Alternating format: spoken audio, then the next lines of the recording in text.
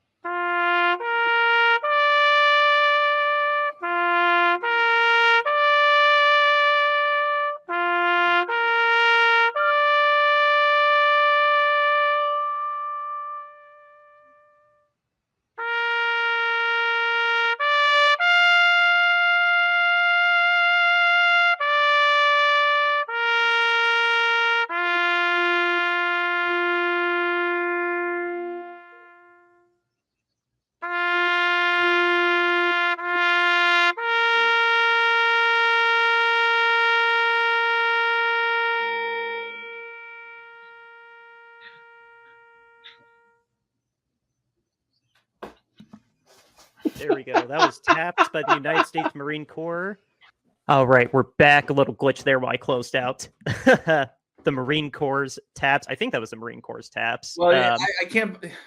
You couldn't get the Army. We have to go with Marine Corps. Like, I could check. I could check my history. I can't remember though. But anyway, no, you requested taps, and I obliged because I'm a good friend, and it was quite a heartbreaking loss for you. But yeah, I won't interrupt you I don't again. think the Eagles are dead entirely. I think they will rise like a phoenix, but the 49ers literally killed us yesterday. So I wanted to sort of mourn that game and put it to rest.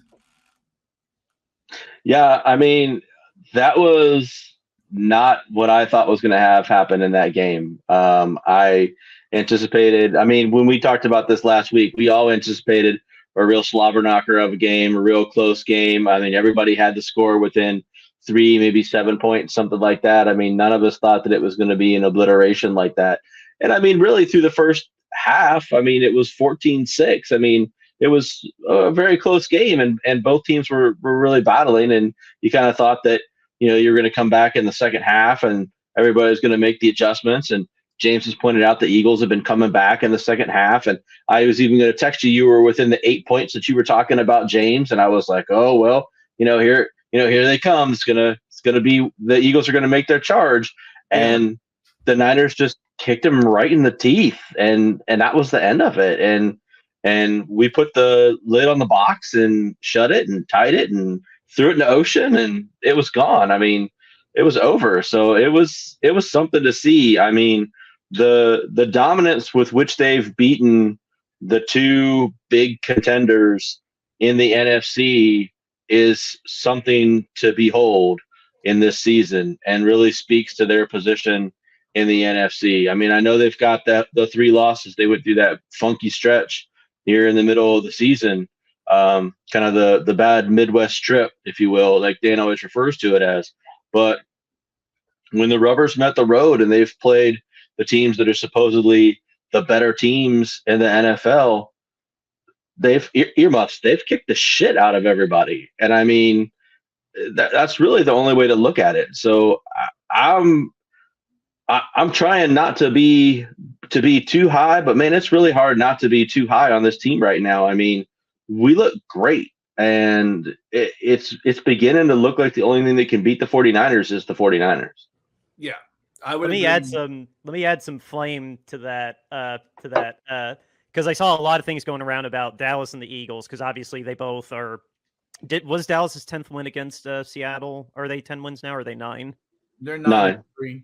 Okay, so 2 9-win teams that we've gone against that, like you said, they're our main competition in the NFC, and the Lions too. I'm a little suspect on the Lions now too, because that was such a iffy win against the Saints. But anyway, strictly against the NFC East, so we can add the Giants in there. We haven't played the Commanders yet, but strictly against these 3 teams, Brock Purdy's passer rating was 111.3, 144.4, 148.8 against the Giants, Cowboys, Eagles, respectively. The total score was 114-41. That's how bad we've beaten all 3 of these teams combined. And the totality of it and the average passer rating, Purdy has thrown almost 900 yards, 876, 10 touchdowns, no picks, and has an average passer rating of 134.8. He owns the NFC East. I'm like you, though. I'm trying not to get so hyped, but like when you see these numbers and you see where we're at, firing on all cylinders now, and you see that we're hosting Seattle next. We go to Arizona. It doesn't matter. It's Arizona.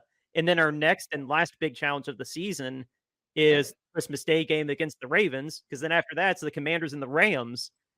And you're still number 1 right now, but no, number 1 is very realistic for us right now. And even if we're not number 1, we set a precedence that unless we throw up on all over ourselves, like say against the Ram in the last week, whatever reason, or the Ravens really do kick our butt, like I'm terrified the Ravens could. I'm not, just because we did good yesterday doesn't mean I'm any less relieved about facing the Ravens. Like at least we're at home, but no, number 1 is still very much in play, and being 1 game behind you guys, It would have been nice if we could have leapfrogged you, but Well, I mean, you have the tiebreaker now.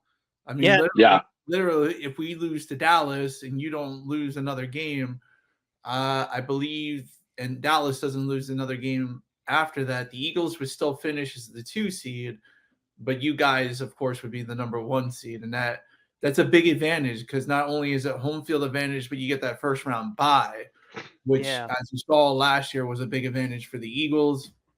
So I mean, I really can't say any more than the 49ers look to be the best team in the freaking NFL. And now, I mean, with this showing, like with how bad the Eagles showed up and how dominant you were against the Eagles, I mean, like Eric said, the only team that's going to beat you is you. And I do believe, though, there was a lot of emotion in the game. Oh yeah. And you don't say with the ejection that happened. yeah, I mean, there was definitely a ton of emotion in the game. The only thing I would worry about if I were you guys going forward and, still being scared about, like for the 49ers, the whole season, that was the game they were looking to. That was the game that they circled. That's the game that had all the emotion, the chips on the table, all of that. So you hope that wasn't the pinnacle and they still stay hungry, because now that they beat the Eagles so fashionably, you got to hope that think and hope and pray that they can still keep that same momentum going against the rest of the schedule. Like, are they going to come out and feel like, oh, we just have to go out there and show up and we can win a game? And like, that's sort of what I would be worried about, with you guys, because this was the biggest hyped regular season game that I can think of in a very, very long time. Like, just all for the entire league, not even just us. In the entire league, yeah. I mean, this was like there was trash talk, there was, Philly being the underdog, and all this talk is, what would have happened, if Purdy stayed in this game. And you guys came out and you guys proved, that, yeah, you guys were, I don't know if that game would have went any different, but this game showed that you were a far better team yesterday than what the Eagles were. But there's sort of a part of me that says, with all the emotion and all that was on the line for that game, is that going to now, take I guess the motivation out to go and win the Super Bowl, because you overcome the mountain of the Eagles and showed what you are. There might be a backslide into, now we can just show up and we can beat any team that we want. Well, that's for sure. That's for sure a worry that I have, because, yeah, we kicked the crap out of Seattle, but I think I personally would suspect Kyle is not going to let us break the 48-hour rule. I think they're going to be very strict about, okay, we saw Seattle. We saw what Seattle did to Dallas. They scored 35 points. It doesn't matter that they lost. They scored 35 points. Like, they played Dallas better than they played us. So if that Seattle shows up, we got to show up too. I think that's how Kyle's mentality is going to be. And I think this team has a nice, healthy mix of experience and youth that's clearly gelled together, and they've gelled through adversity now too. So now that they've gone through the lows, now they're going to go through the highs. But I think our team is emotionally matured enough to handle it. At least call me the optimist this time for once. But no, we definitely can't sleep on Seattle. It's this current time's division rival. And then Arizona, yeah, they upset Pittsburgh, but that was because Kenny Pickett got out. But we can't sleep on the Ravens. No, we can't sleep the rest of the way. Like I said, especially with Seattle coming up right now, like this Seattle out of all of our division opponents is going to be the one that gives us the biggest headache, and we just face them. And so they're going to be real eager to play spoiler for us. Well, yeah. And the one last thing too, like Eric brought this up and we talked about it between me and Eric. But the only thing left for Brock Purdy to prove, other than win the Super Bowl, playoff games, what all of that, is to prove that he can be just as good, in 2 minutes, tied or down or whatever. Like that's the one last thing that he needs to prove that will put him, you could if he could do that, if he could show that he could do that, then really is there any other quarterback that would be playing better? Like, I honestly still would take Jalen Hurts because, we saw what he did, like week to week to week to week, coming back. Purdy just hasn't had the opportunity to do that because he's been so far ahead. And I'm not saying that that's bad, but, what's going to happen if the chips are down and he's got like a minute 15 with one timeout, down 7 points? Like what are we going to see from Purdy there? I don't think he would fold, but we don't know. So, well, Minnesota and Cleveland, we didn't pull it off. But yeah. Eric, sorry, it sounds like you had some thoughts too. Sorry to step on you. Oh, no, that's okay. No, I mean to agree with you guys, I mean, that is the great unknown. I mean, we haven't seen. I mean, it's a good problem to have, right? Where Purdy's not playing in the fourth quarter of a lot of these games, so we haven't had a chance to see him have to make a rally and come back.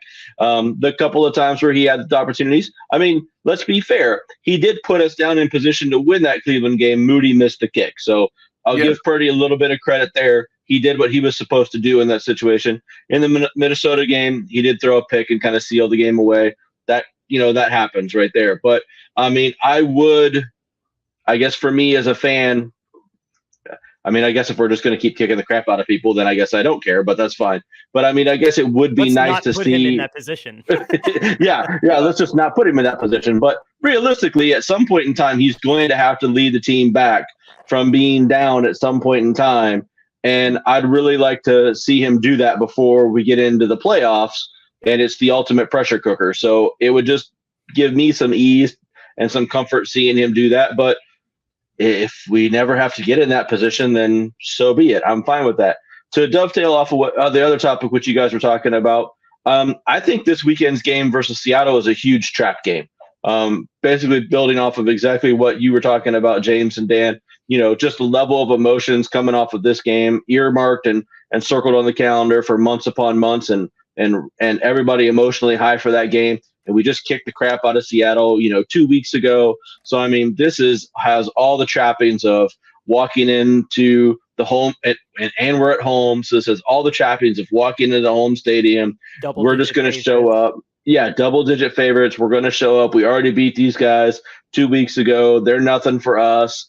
And I don't want to say worried about this game, but I'm a little concerned that it's going to be closer than what it really should be, would be my biggest concern. Well, it's definitely the definition of a trap game. Like, you just had this big win over the Eagles. You go to Seattle, you've beaten them once before pretty handily. So it's like, oh, yeah, this should be a cakewalk. That's what the 49ers are thinking.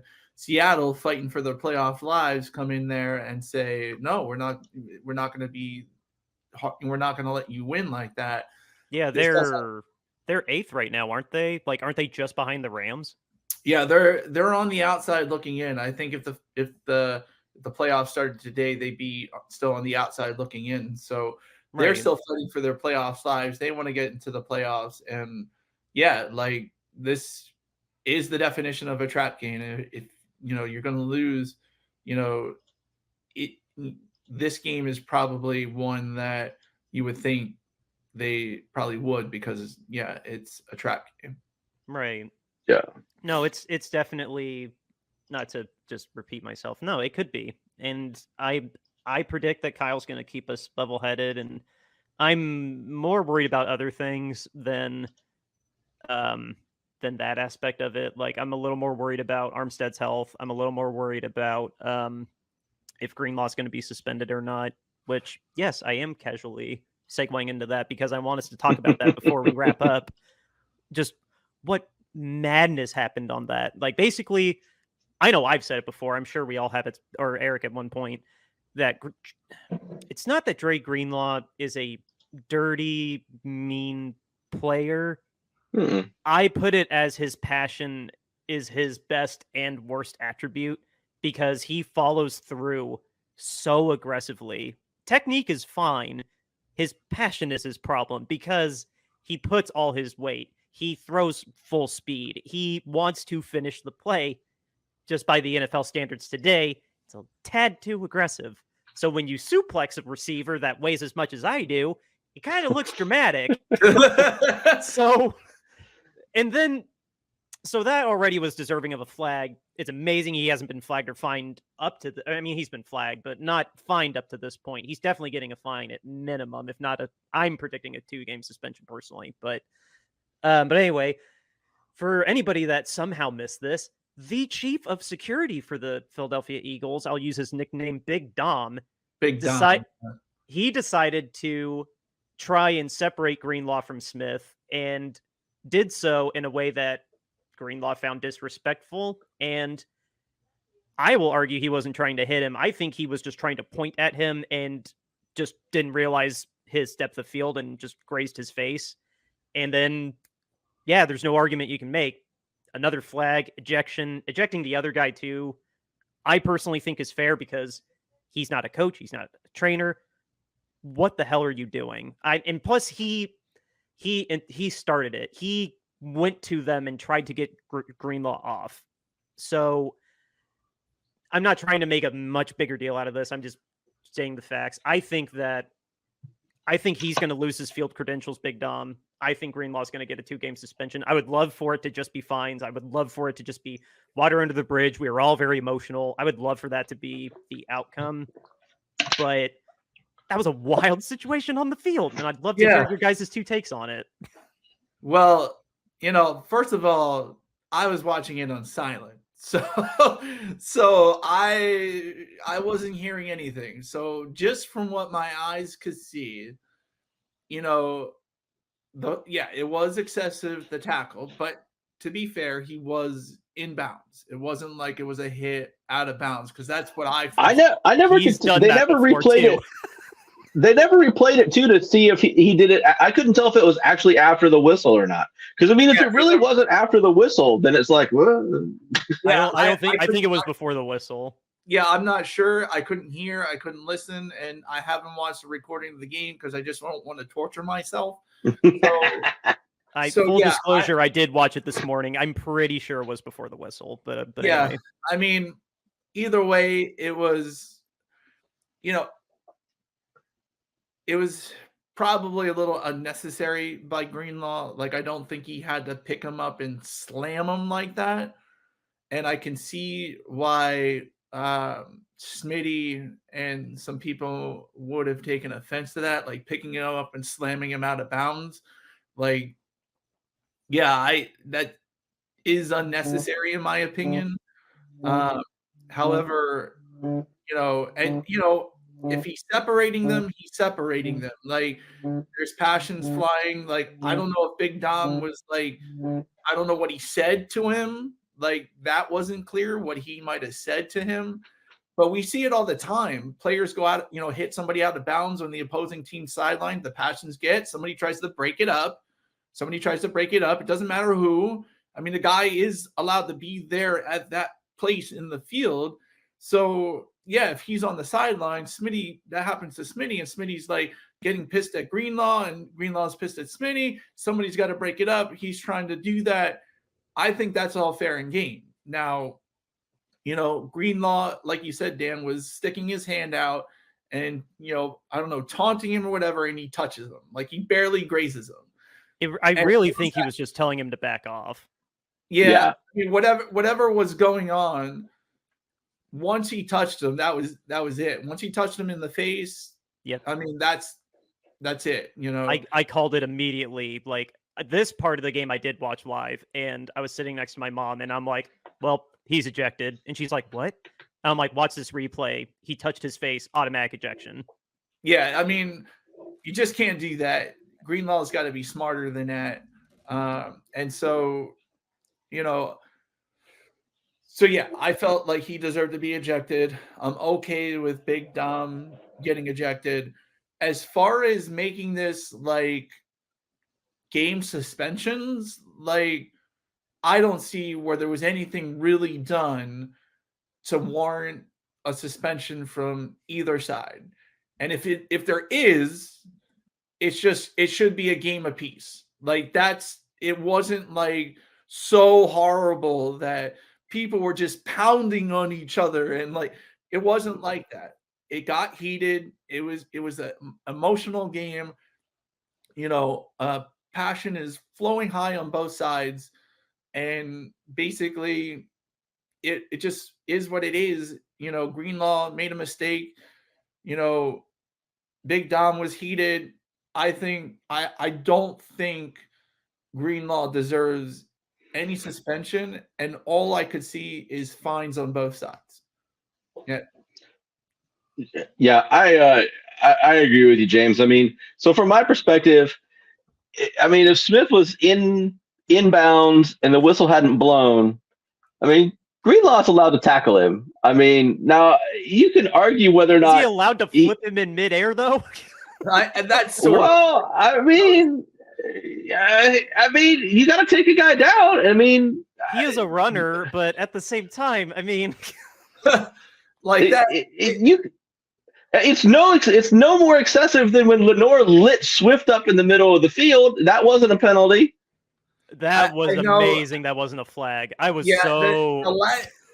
the let him play was very in full effect this game. Like, and you weren't there when we were talking about it. We're literally like, oh, they're gonna let him play. Like, I saw so many plays that should have been PI calls. All they're gonna call is offsides and freaking false starts or or delay of game or just the ticky tack. Like, I have to call it. There was easily like 4 or 5 plays I saw that should have been that any other game. Yeah, would have definitely been a pass interference. Yeah, I don't even think there was any holding called. No, there was no holding. Both was getting held. Jalen Carter was getting held. Like both of those guys, like Lane Johnson and Trent Williams each got away with like 10 false starts to only getting flagged once. I mean, it's just they were literally just letting them play and which to me is good football because I hate all those ticky tack nonsense fouls where a guy's running down the field and just because a defender puts his hand on him, it's 5 yards and a first down. Like that's just not football to me. But I don't like that either. And they were doing it on both sides. It wasn't like the only thing I have a grievance against is the PI against Smitty. Like literally, like you're not calling pass interference against anybody in this game, and you literally have to throw one against Smitty. Like there was After what? I remember Ronnie Bell literally threw Blankenship like to the ground on Debo's second touchdown. And Blankenship's just like, what the hell? It was no holds barred this game. Like it was beautiful though. The NFL literally said before the game, like Roger or somebody high up said, listen, we get a lot of heat for these big games being decided by penalties. Yeah. Basically, if it's just blatant like offsides or false starts, I even think there was an illegal motion by Christian McCaffrey a couple of times because he wasn't set. There was a couple of times he was running around and he was going forward before the ball is hiked and he's not set. I thought I thought one guy was allowed to be in motion when the snap happens as long as it's not 2 players. I thought that was the rule. No, if he's going forward though, like Christian McCaffrey was going forward. Oh, okay. They've been real lenient about that this year. There's always guys like bending towards the line of scrimmage this year. Tyreek does it all the time. Yeah, like that's another thing. Like so it really was like, somebody had to say, because refs don't do this on their own. Like I can't imagine the crew said we're gonna let him play. I think somebody on high up, the head of refereeing, or the commish, and said, listen, We're not deciding this game by a pass interference. We're not deciding it by a holding call. We're not deciding it by any of that. Like, No. This game is already volatile enough. If we add excessive laundry into it, somebody's going to get a black eye. Yeah, that's what I think the NFL, somebody on high up did that. Like, you can't tell me that the officiating crew just went in and said, we're just call it this way, you know? Oh, like, I suspect that too. Yeah. But but back to the whole Greenlaw thing. I mean, I think whichever one of you was saying it, I think he was just trying to kind of point at him like, hey man, you need to back up, you need to get up out of my face, that kind of thing. Because I'm pretty positive that if Greenlaw wanted to punch somebody, I'm pretty positive dude knows how to punch somebody, and that whatever he was doing was not a punch. He had a half robotic arm. He would have killed somebody. I honestly don't think he was trying to punch him. What I was like you, Eric, I think he was like, hey man, back off or something like that. Like get the heck out of my face, Yeah. Sort of swat at him, but his fist wasn't fully closed. It wasn't like no. I mean, it was definitely like a finger point kind of thing. Finger point and it flips off his lip. Yeah, like you still can't do it. You can still can't do it. But I don't think either of the guys should be suspended. I think Greenlaw is going to get a fine, probably $15,000, $20,000, something like that, whatever it is. He'll pay it. He'll be back on the field next week. I don't think there's any reason for him to be suspended. I don't think Big Dom should be suspended either. I think it's just two guys, a situation happened. It didn't cause, like you said, James, it didn't cause any sort of bigger ruckus. It didn't cause any larger fisticuffs. It didn't, the teams didn't spill into any sort of a bigger brawl or anything like that. I think it's just over and done with, and we just move on. I think Greenlaw gets his fine. Maybe Big Dom gets a fine too. Who cares? The team will pay for his fine. It doesn't even matter, and we'll move on. And Greenlaw will go back out there and be trying to just murder people in the field again. Yeah, I'm just waiting to see that pop up while we're taping because we've had breaking news on the show before. I bet it'll come out tomorrow though.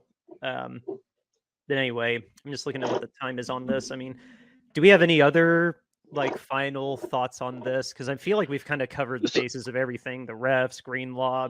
We just dominated on offense and defense. Yeah, the one thing that I thought was good, and we had talked about it a little bit before in the week beforehand, was they actually got everybody involved. So Debo was involved, McCaffrey was involved, Kittle was involved. You caught a touchdown. He was not as big of a factor receiving as typically you think he would be, but he was still involved.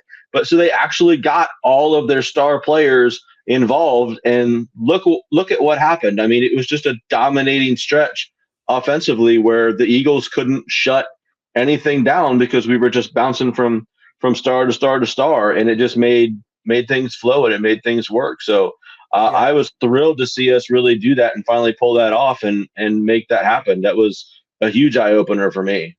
You're right. And I got my wish. We got aggressive play calling from Kyle. That's all I wanted. Aggressive Kyle, and I got it. And Debo listens to the show. It's obvious. Ever since Eric came on this show and said, "Is Debo really good because he can't do this? Look at his numbers, whatever." He basically said, "F you, Eric. I'm gonna go off," and that's that's the truth, man. That's the truth. Debo is one of our 12 listeners. Please use that voice whenever you quote Eric anymore. We have 30. Debo watches us. And Debo, donate to charity. Get a 9 Your Nuts shirt and wear it. Do us a favor. Get our name out there. Oh, man, I would lose my mind if Debo had a 9 Your Nuts shirt on when he showed up to one of the arenas one time. Wouldn't that be the... My heart would stop. That would be so amazing. And, and I'm still going to say it, Debo. You're coming back into Philly again. If you are, I wouldn't expect the same turnout. So, but I also wanted to say it was definitely obvious how big this game was because both teams were throwing things offensively that neither team has done throughout the whole season. We saw that both from the Niners and we saw that both from the Eagles. So So when it's like that and how important the game is, that's what teams do. They throw stuff out there that they don't have on film just to throw you up to win the game. And so that was another thing you could see, and knowing how big the game was, and that's how important it was. Yeah, I don't know how old you guys are. Are you guys old enough to remember the '90s Super Bowl team with Steve Young? I remember 6 touchdowns against San Diego. Yeah. So like, I was not two yet. I was 6 months after that. Okay. But so I was thinking about it today. This team feels a lot like that team to me, where they were just so good and they just played everybody and they just beat everybody in the NFL. And like all season long, it was like, well, the Niners are going to come up against somebody. Oh, the Niners are going to face somebody. And then, they lost one game all regular season long. They had a hiccup of a game, I think, against, I want to say it was the Bears or something like that, right? They lost to the Bears, and everybody was like, oh, how'd they lose to the Bears, right? And then they went on and they just demolished the rest of the league. And then it got to the playoffs, and they were like, well, who's going to stop them in the playoffs? And then they just walloped everybody all through the playoffs. And then when it got to the Super Bowl, it was like, oh, the Chargers have been so good all season long. There's going to be this great game. That quarterback, there's no way they were winning that game. And then they just wall up the Chargers. But this team feels a lot like that 90s 49ers team to me, where they had stars at every position. They were loaded up with talent at every single position, at every single level. They just had the guy at every spot. And it was just like, who's going to beat them? And you had to look at it and just be like, on paper, I don't know. I don't know who's going to beat them because they're loaded. And thinking about that today, it just reminded me of that. I was like, man, this team does kind of feel like that. Because, I mean, they're just – and if you go back, I'll shoot you guys the stats and stuff for it. But you go back, that 90s team was just kicking the tar out of everybody that they were playing, just like this team is this season. So it's got some interesting parallels to it. Well, I remember the Eagles, the year they won the Super Bowl, they were literally kicking the crap out of everybody too.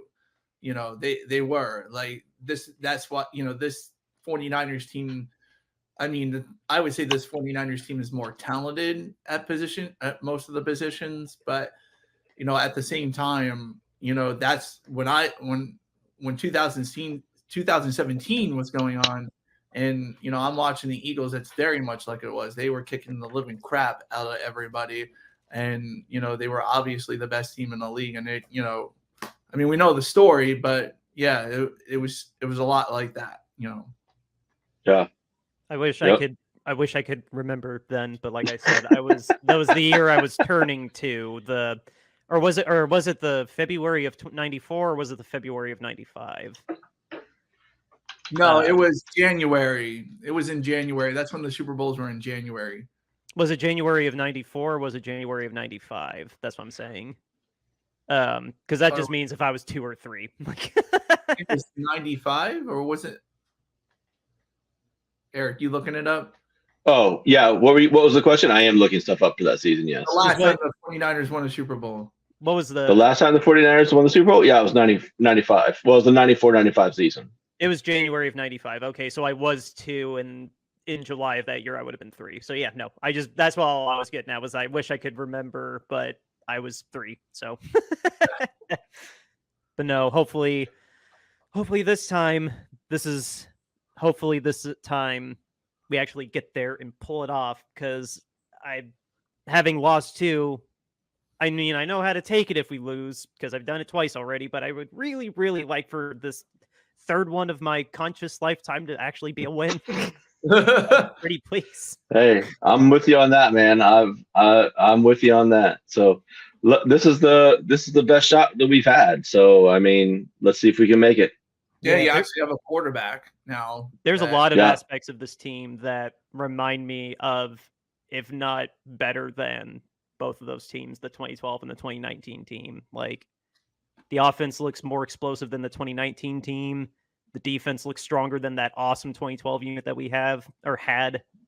Our defensive line is arguably as, if not more, destructive than the front four we had in 19. Like, again, I'm trying not to ride so high, like you said. Like, today's the end of the 48-hour rule. Just be calm and worry about Seattle starting tomorrow. But no, let me segue this now into our our only sponsor. Here we go. RoyalRetros.com. What is I'm on the Retro- side of the sponsor today. There Yeah, you go. pal. Yeah, block out that Eagles fan, right? Yes. Yeah. So what is RoyalRetros.com? It is your go-to place to get an authentic throwback jersey. And if you go on there right now, you can check out 49er fans, the candlestick collection. I can't point right, but there's a lot of cool 49er themed and San Francisco themed in general. I saw some Giants stuff that was in there too, which is kind of cool. But anyway, if you find something that you like, throw it into your cart and then use our promo code Shady Sports, and that will get you 10% off of everything in your cart. Not just one item, it's everything in your cart. 10% off if you use, again, our promo code Shady Sports. So go ahead and go to RoyalRetros.com and find yourself an authentic throwback jersey today. All right, James, tell the people about our charity. So, guys, recently in the news over the past year, we've had owners behaving badly without the NFL reporting on them in a timely manner. We saw this in the case of the Houston Texans minority owner getting charged with very serious sexual crimes in Kentucky. And then we saw this with Jed York, the COO of the 49ers. Both those instances, the NFL knew months to years when those things were going on and didn't report on it. But what do we all know? Von Miller beat up his, pregnant girlfriend, and NFL reporting on that right away as soon as everything happened, as soon as word came out. So we want to bring allegedly, emphasis on allegedly. I don't want to allegedly. I don't want to get my sued. point is, the NFL reported on that right away, whereas these owners, it was like, oh, don't ask, don't tell. So yeah, we want to bring owner accountability to the NFL, and that's why we have the hashtag owner standards or less than player standards, hashtag owner accountability. We want to make that viral. So you're on Twitter, you want to go to our page, retweet and like our pinned tweet, get the word out there. And if you want to support our cause, because we are selling shirts for charities, every single dime that we make off these shirts are going to a Kentucky Crisis Center. This is our first one. The statement that we are making, $22.99, get you that in a t-shirt.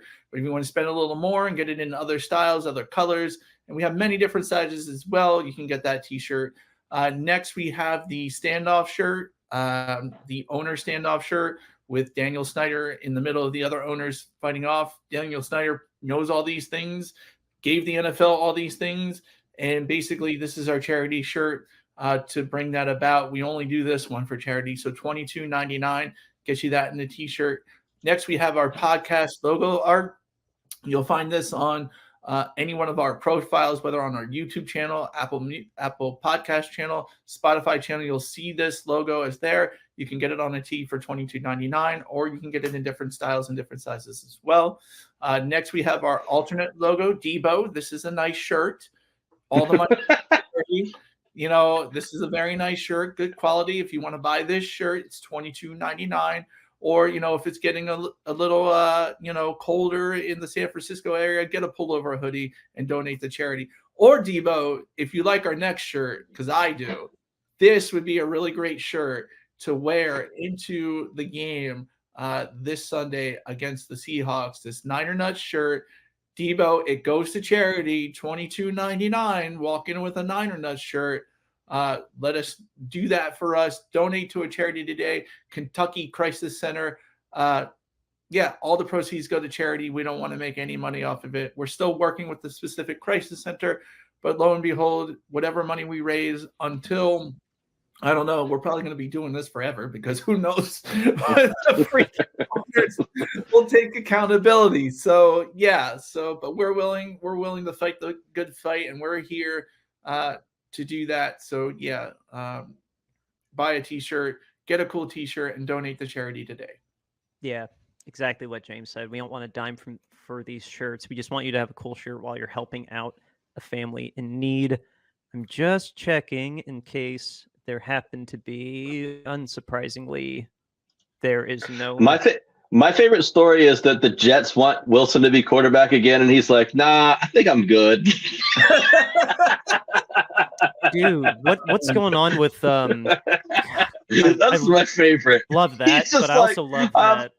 I've done that once or twice already. I don't think I want to do that anymore.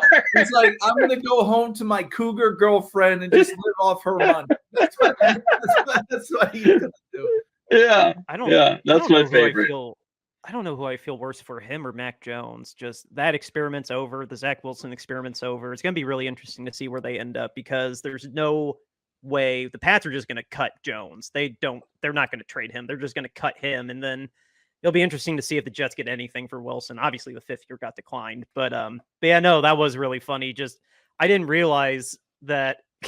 I mean, I at first when I saw that, I thought, oh, okay, well, now the carousel's going. But then I saw that follow-up that Zach Wilson said, I'm okay being a clipboard Jesus. I'm good. That's hilarious. Great. I've never heard of a quarterback declining being a starter. I mean, can you blame the kid? One time, Kurt Warner was the backup to, was it Bulger? What was the quarterback's name that took over for Warner? You remember, Eric? In LA? Or St. Louis? St. Louis. Who was the quarter? It was Bulger, right? Or something. Bulger, yeah. Bulger. Yeah. So Kurt had lost his full-time job and got reserved to backup duty, and Bulger was the quarterback of the team. And literally in the middle of a game, the coach said, Kurt, go in, because Bulger was doing bad, and Kurt said, no, I'm going to coach up Bulger to go in. And that's the only other time I've ever seen that. So, my God. That's awesome. Yeah. I mean, in fairness, the Jets do play the Texans this week, so I mean, not really a good matchup for Zach Wilson. He's probably going to lose and get sacked a bunch of times. So, I mean, I could understand not wanting to play either. He's just like, wait, I'll wait till Aaron gets back. Yeah. Aaron will be back in just like 2 more weeks. You guys really don't need me. It's fine. Oh my God, that whole story. Okay, well, I think with that, this has been an awesome episode. This has been an awesome recap. Next week, we are playing the Seahawks. I actually didn't double check where that is going to be. Maybe if I get one more back. That's the 4:00 game. Okay, 4:00 on Fox. 1:00 West Coast time. That's interesting. It's not 4:30. That means we're going to get the C crew on it. We're going to get Mr. Butt Fumble again. That's awesome. Anyway, well, I'll listen to Papa on that one. I haven't listened to Papa in a minute. So that'll be fun. Anyway, that's all we got for you guys. 4:05 on Fox. As always, thank you all for watching and listening. And as always, beat the Seahawks. Yeah. Yep. Go Niners. Beat the Sea Chickens, I guess. James, who's our music? Outro music, River Road, Justin Youth.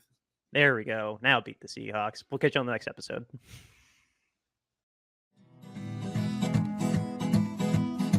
River Road, you got me running way back home. River Road, you got me running all night long. You got me singing some canal boat song. River Road, you got me running all night long. River Road, where have all the women gone? Have they kissed her hand and waved you bye-bye? Have they thought about crossing your double yellow lines? River Road, they love the way